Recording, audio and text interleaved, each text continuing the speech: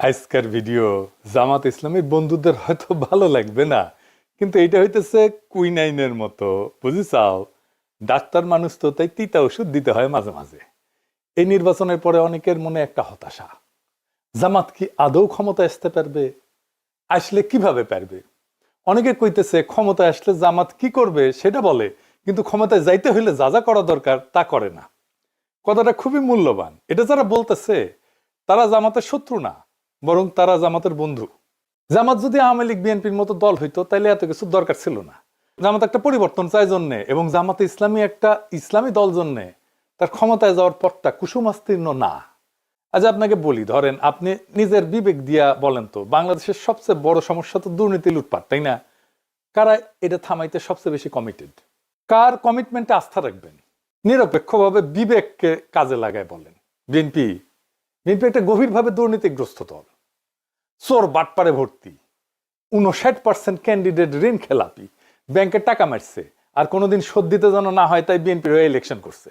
বিএনপির তার দলের চোর বাটপার ডাকাতদেরকে প্রোটেক্ট করতে হবে। জামাত এনসিপিতে কোনো দলের ভেতরে চোরকে প্রোটেক্ট করতে হবে না তো। এই লোকগুলো ভালো, সৎ, এনসিপির ছেলেরা তরুণ, এরাই হাসিনাকে হটাইলো, লড়াকু, আদর্শবাদী মানুষ, ভালোবাসে তাদেরকে। তো আপনি কারে সাপোর্ট করবেন? দেশের স্বার্থ যদি সবার আগে হয় তাহলে জামাত এনসিপি। জামাতের সংগঠন বিশাল, কি বিশাল বিশাল শোডাউন করলো, বেশিরভাগই শোডাউন হয়েছে বিএনপির চাইতে বড়। বাসে, ট্রেনে, লঞ্চে বাড়ি যাইতেছে, দাড়িপাল্লার স্লোগান দিয়ে দিয়া যাইতেছে, কি জোয়ার। কিন্তু ইলেকশনে জিতলো বিএনপি, ক্ষমতায় বিএনপি। কেন?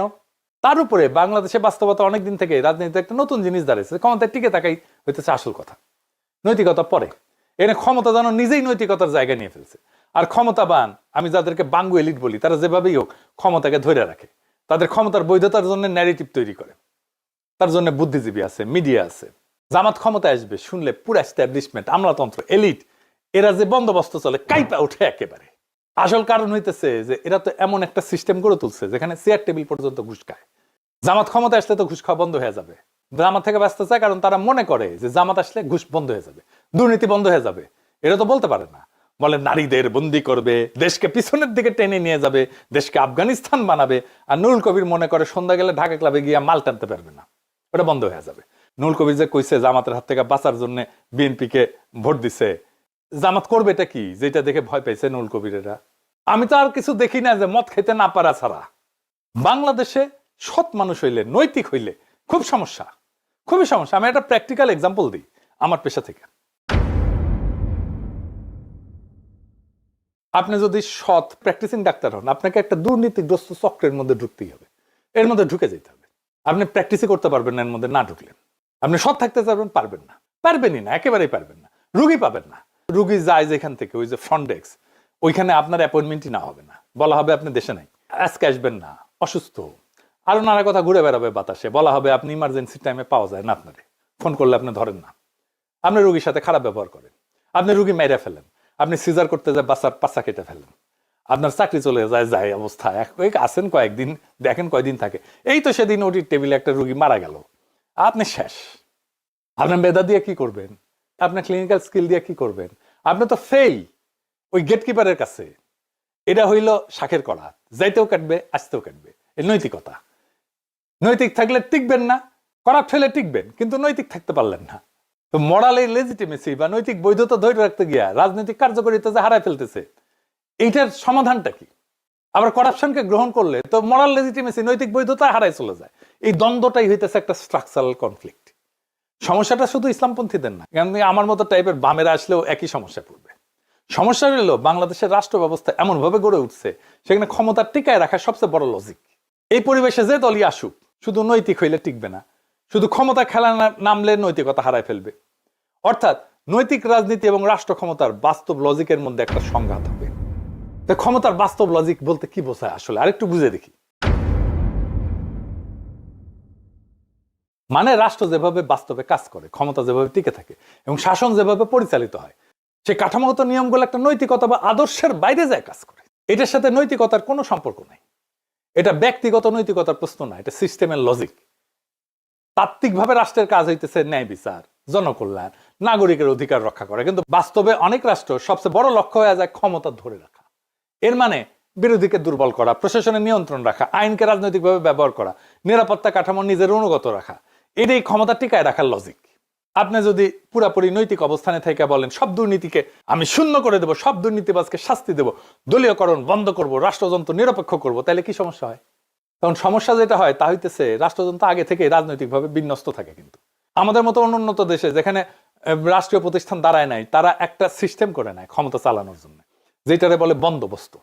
ওই বন্দোবস্তের সাথে আপনি কিভাবে ডিল করবেন, আপনি কতটুকু ভাঙবেন?